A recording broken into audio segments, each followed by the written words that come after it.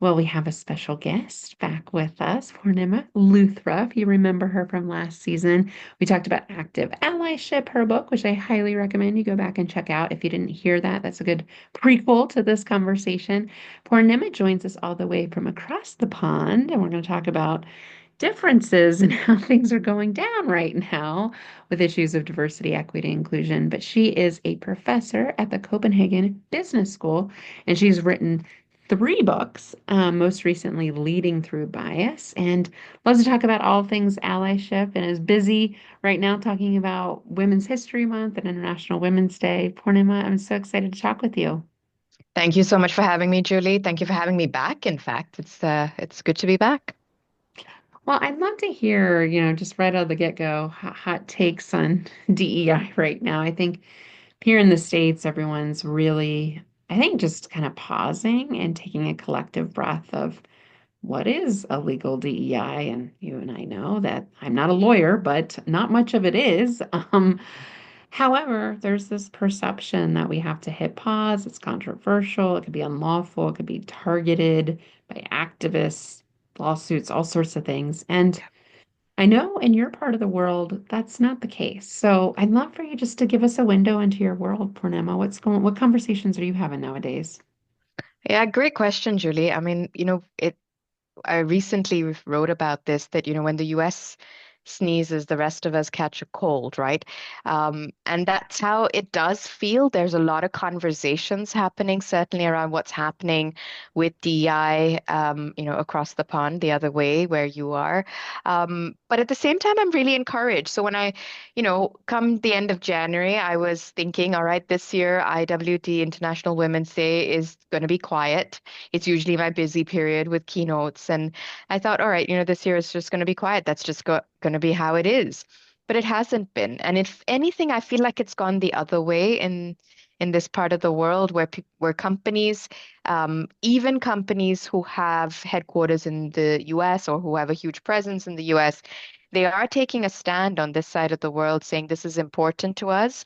And while our US operations or our headquarters aren't doing able to do enough, let's put it that way, we are able to do that. And it is not illegal here. There's, yes, there are pockets of backlash and resistance, but it's certainly not to the extent that we're seeing happening in the US. And so I've been really encouraged to see the number of events happening in companies, and actually maybe also deeper conversations. And I feel that that's something that's been a pivot point. I was doing a leadership training session yesterday on inclusive leadership for 85 leaders. And towards the end of the session, there was a man who I suppose he felt safe enough to be able to share this.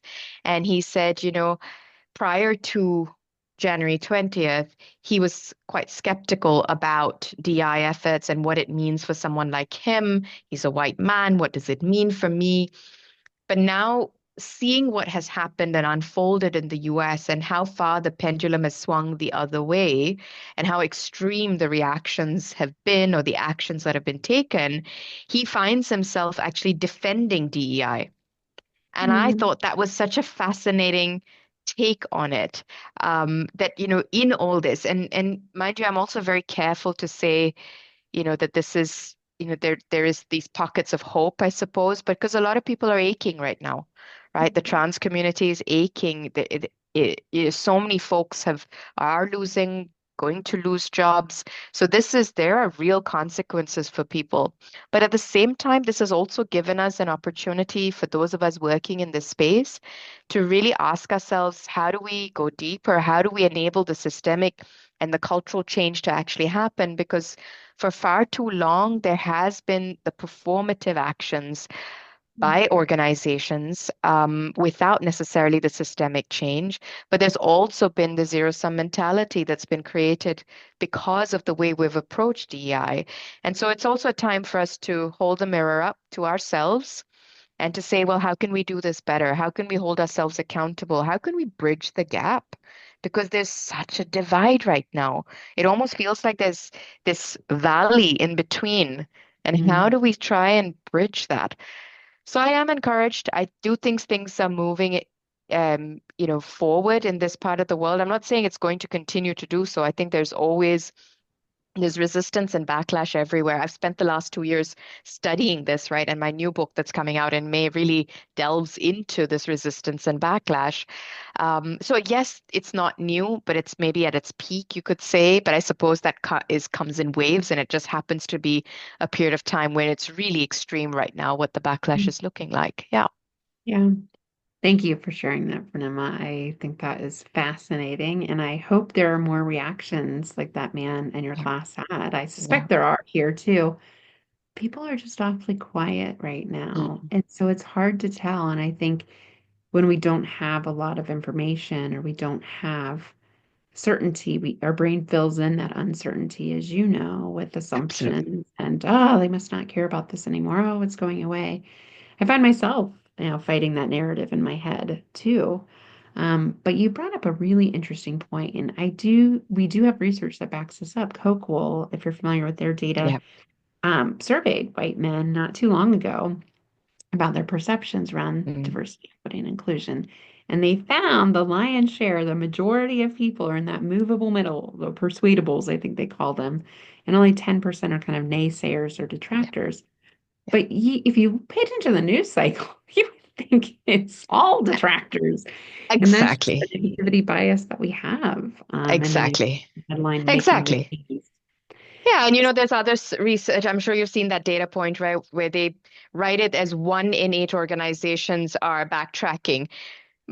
What if we reframe that to say 7 out of 8 are not, right? So it's also That one how we're got me. presenting, yeah, how we presenting information and what's hitting the news cycles. I also think, I call it stealth mode that organizations are in right now. We as individuals are also, to some extent, we are, quiet. We're taking that time to pause. But what organizations are doing, I do believe that a lot of them are going into that stealth mode where they're still continuing some of the good work that they've been doing or have already put in place when it comes to systemic change, of really, really embedding it in hiring cycles, promotion cycles, thinking about inclusive design, inclusive marketing, and continuing that work because it's so embedded in how they do things.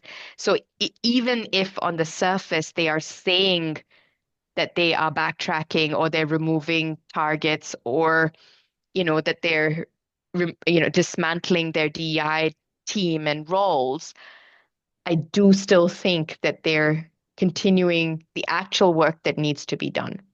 Yeah. But Yeah. maybe I'm too much of an optimist. I don't know, Julie. I know I tend to agree with you, and I get accused of being a little too optimistic in what I share. And I think there's this fine balance between what we'd call like Pollyanna, kind of this false naivete attitude, like everything's great when it's not. Kind of, I think of like Care Bear Land, Yeah, like it's yeah, not reality. Or the other place is doomsday, like it's all over. And just like the movable middle with most folks, I think yeah. most organizations are in that stealth mode, that movable middle, whether might take down the web page, the public proclamation, the title that can be Hmm. very visible in a place in a time when you don't want that visibility, and just quietly doing the work. It's Yeah. not necessarily quiet quitting because I don't want to suggest that they're ready Mm. to quit, but it is kind of like that concept of like I'm Yeah, doing the things to keep it running. And when it's time again to be louder about it, we'll be louder about it. But we're just going to keep doing it yeah, and in the background. And like you yeah, said, inclusive hiring, I agree with you. We're seeing a lot of that. And we're also not talking about the risks of exclusion. It's very costly and discrimination lawsuits, hiring mistakes. Like absolutely. these things have big financial consequences. So inclusive hiring is just a smart business practice to take on. Exactly. Pornima, what else as far as like background stealth mode activities Yeah. would you add to that list? Yeah, and Julie, talking about that middle first, it's so I position myself as a realistic optimist. And I think that's the viewpoint that I take on this, that, to do this work and to keep doing it for all the years that we have done it and want to continue doing it, you have to be that realistic optimist because on either other extreme, as you rightfully point out, whether it's doomsday or overly naive, um, you can't actually continue doing the work, right? So it is that space in between where I think that we have the opportunity to keep that resilience, that strength to Mhm. continue. So, what are the things that companies can do, are doing? Inclusive recruitment is a big part of it. And there's a lot within that that we can do, right? It's everything from thinking about the language that we're using in job adverts to thinking about where we're casting the net, even, right? And Mm. not going back to the same places, the same folks, the same platforms.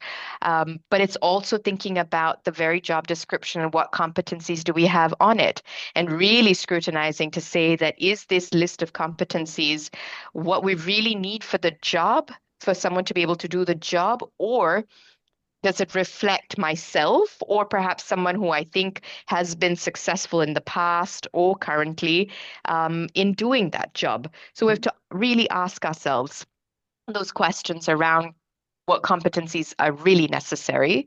And then, of course, use that competencies that you make a list for and divide them up into must-haves and nice-to-haves, and then take that into the interview process. But the interview process itself is one that is where there's a lot of opportunity there. In terms of really blocking bias and its influence on it, right?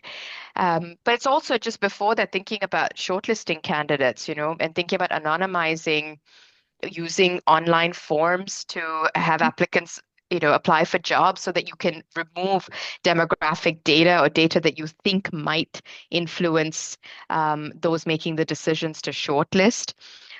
And then when it comes to the interview process itself, right, ensuring you have a panel that has different backgrounds, experiences, skills that they're bringing to the table, making sure it's a structured interview process, even rethinking the interview process. How can we redesign it to be inclusive to neurodivergent folks who actually might be more productive on certain types of tasks, but they would never apply for the job because of that very interview process of needing to sit across someone and make eye contact for an hour, right? So what if we could redesign that? There's a wonderful company here in Denmark called Specialisterne, translates to the specialists. And what they do is actually to work with organizations around redesigning this process. And one of the things they work with is interviews over Lego. If Oh, everyone is building using their hands and their eyes are focused on so that, fun. well, you can still have a really rich conversation, but there's no necessity to have maintain eye contact.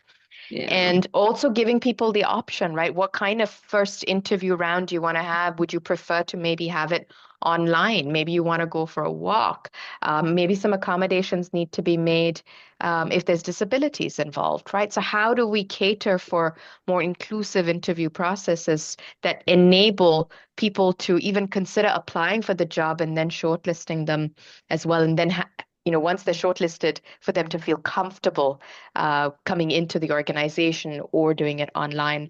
And then it's the onboarding process. What are we providing? Who are we providing support to? Do we make certain assumptions around who needs more support in onboarding and who doesn't?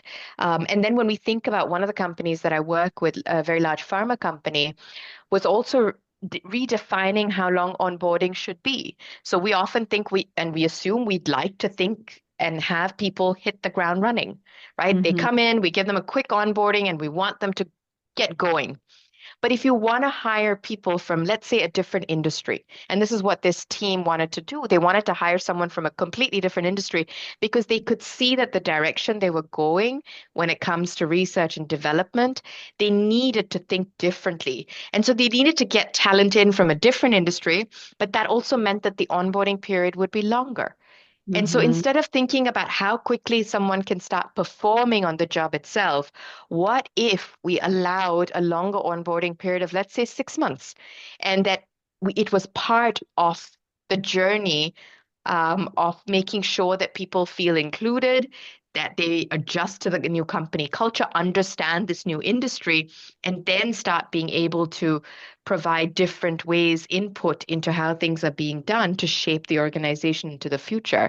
And I think that's fascinating when we think about it and to challenge our own assumptions around having someone hit the ground running, right? What does that actually mean? And is that really actually what's best for the organization when it comes to innovation, when it comes to thinking differently?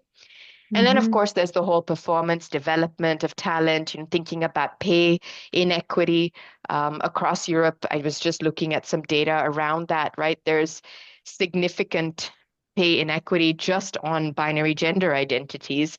And, across EU, it's quite difficult, at least for us in this part of the world, to collect data based on any other real dimension that is thinking about, inequity when it comes to ethnicity or cultural background, nationality, even.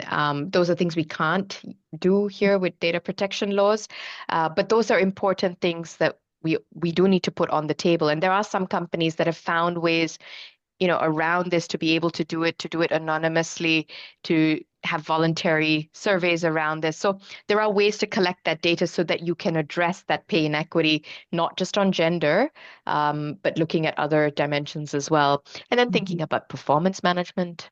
How do we evaluate candidates? What criteria, employees, what criteria are we using? Are Yep. we using the same kind of criteria as we look and like look at our team?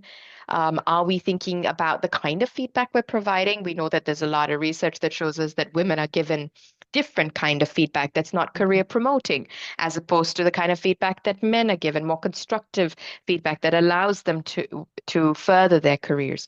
So Hmm. plenty that we can do over there, right? This is just on the employee life cycle. And then you think about inclusive design and how do you embed some of those principles about thinking about the diversity of customers and designing for the breadth of your customers while also being pragmatic and realistic about it. I mean, I work quite a lot with different R&D teams, design teams of companies, and this is one of the challenges because, of course, customers are really diverse. I mean, each one of Right. us is, right? And so, how do you then draw up the personas for who you're designing for? But also, as you do this, and of course, the limitations there, but also how do you keep expanding that?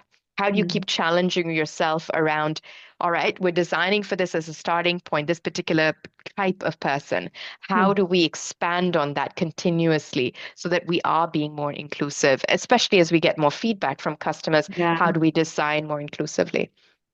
And I then we love. know, then we know marketing, right? Oh my gosh, the kind of stories where marketing just goes wrong, right? And you also wonder how many pairs of eyes took a look at these marketing campaigns and signed off on it and didn't see that, Yeah. right? Yeah. Didn't see those biases that were there.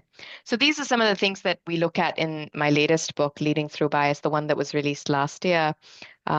And so, yeah, there's so much that companies can do, and these are not illegal from what I can tell. I mean, I'm not a lawyer by any Same. I measure, know. but from what I can see, these are not illegal. They're good practices to be had. They create a level playing field. They are all about fairness.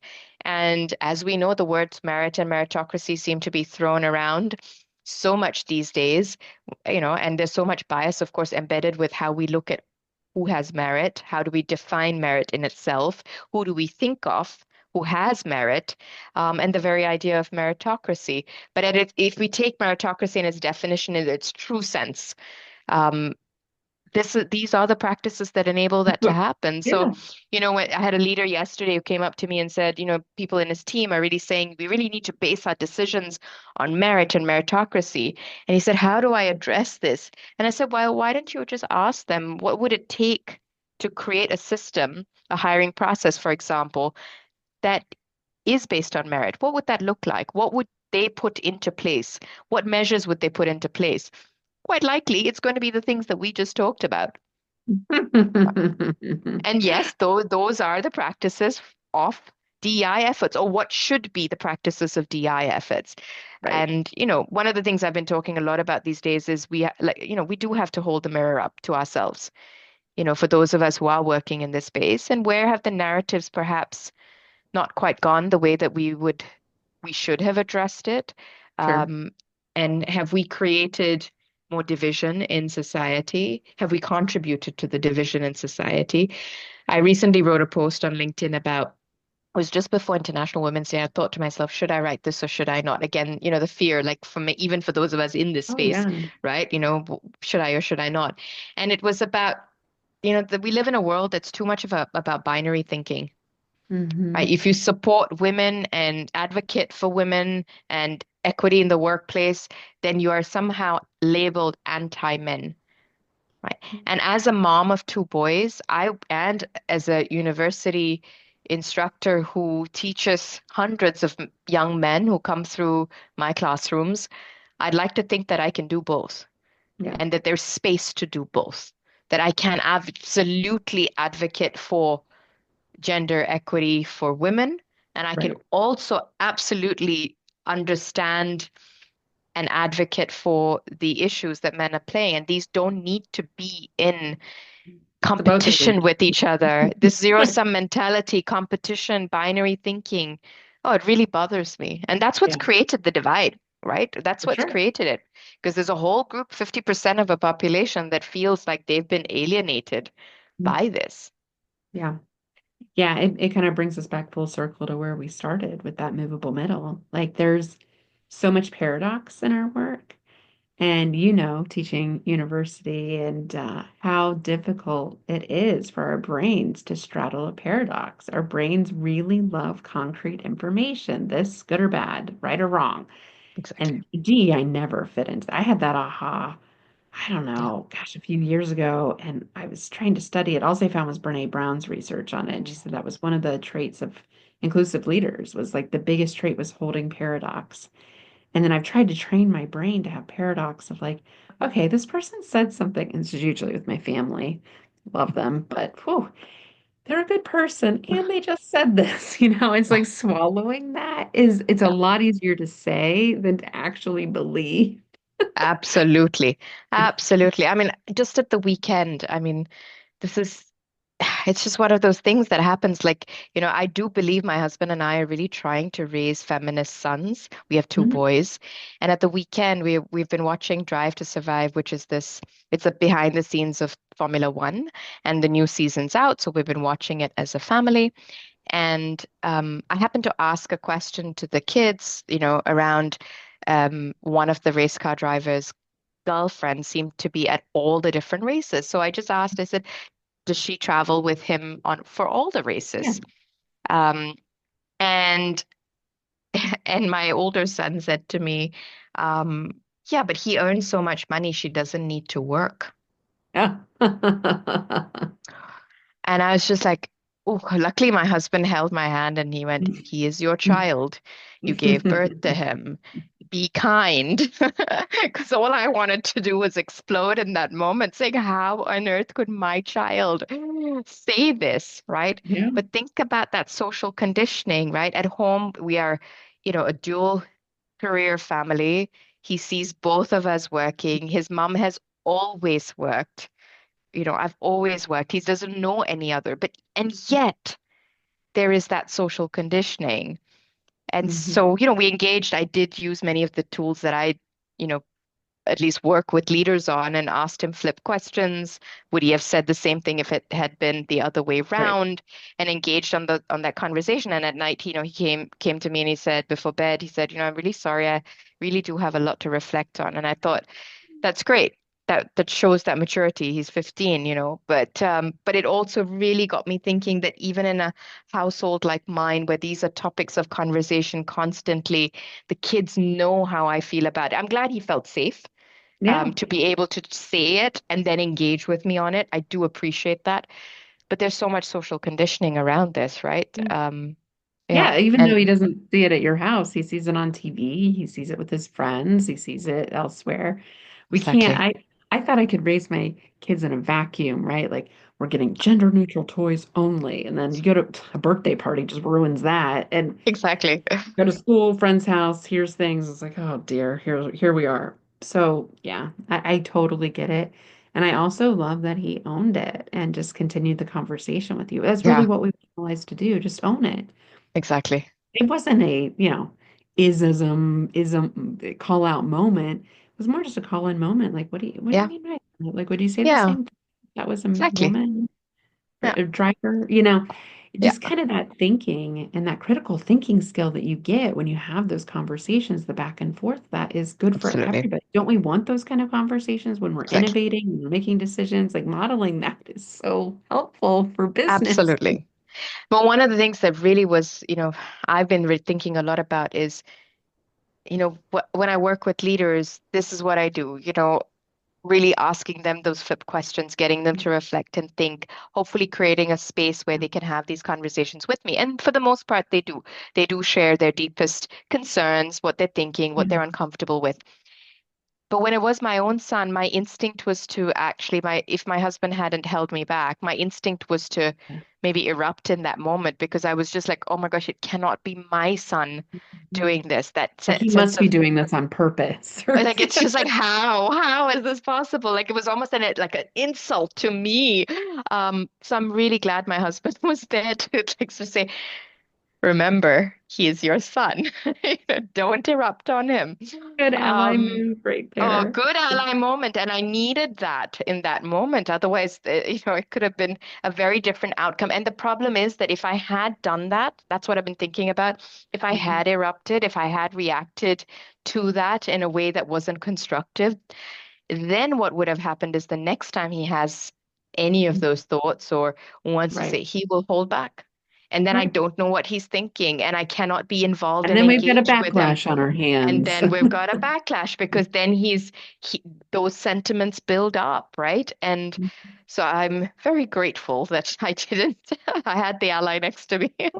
It's just, and motivational interviewing, just reflective listening techniques can be so helpful. Those call-in moments. I'm reading Loretta J. Ross's new book about calling people in, Mm. not out, kind of based on her Yep. TED Talk. Yep. And it's just like, oh, this is like the situation she brings up. I'm like, oh, I would love to say I'm the bigger person. But, there are times when my husband has to hold me back and be like, this is not about sexism, racism, diversity. Like, this is something else is going on here. But usually it is. So hmm just also say Usually it that. is. I mean, that's also something we need to put on the table that sometimes do we discount it that it isn't because we'd like to think that Mhm. and we also do get pushback, right? When you're in this space, I think we all get that pushback around, oh, come on, you're Not making everything. everything is Yeah. about this, right? But a lot of the times I have to be honest, it actually is, It if we're is. honest about it. So, we also have to be able to stand up for what it is, address it, bring it up, call it in. Mhm. And in today's climate, that's difficult. With my research over the last 2 years and the new book coming out, it really looks at those emotions that are at play when it comes to this resistance and backlash. And a Mhm. lot of it comes down to the core human emotion of fear, right? Yeah. And you think about how many people feel overwhelmed right now. They feel uncomfortable, where they feel anxiety, where they're feeling worried, You can't think panicky, straight when you feel that insecure. way. Exactly. And these come down to the very core human emotion of fear. So letting go of fear is a big part of it. And that's not easy. And there's fear on all sides. Those of us working in this space right now are experiencing fear, but it's also those on the other side of the valley who are also their reactions to DEI are coming from that space of fear. What does this mean for my space that I've occupied, from the opportunities that I've always had? What does this suddenly mean for me, right? Right. And how do we let go of that fear? Yeah. Yep. I can't wait. That's the first chapter of my new book is fears, Oh, and but I'm yeah. facing the fears, and its status Yeah. threat was a big one in the research Yeah, that I found. exactly. Exactly what you're Exactly. just talking about. Yeah. Yeah, we got to process that stuff to move forward to be able to have these conversations. Well, thank you, Poornima. Thank you so much Okay. for one, Welcome. the work you do, for your kindness, and Oh, thank you. I know you've had a very active speaking schedule, so to make time for this conversation is a real treat. And Thank you, Julie. tell our listeners where can they follow you and get the new book? Oh, thank you. The new book comes out in May, so pre-orders should be coming out soon. So if you follow me on LinkedIn, I'm really only active on LinkedIn, but do connect with me there, and you'll get the news on when the new book is coming out. And I look forward to hearing reflections once people have read it. I can't wait to read it. Thanks for the Thank work you you. do. Thank you, Julie. Thank you as well for the work you do and the collaboration.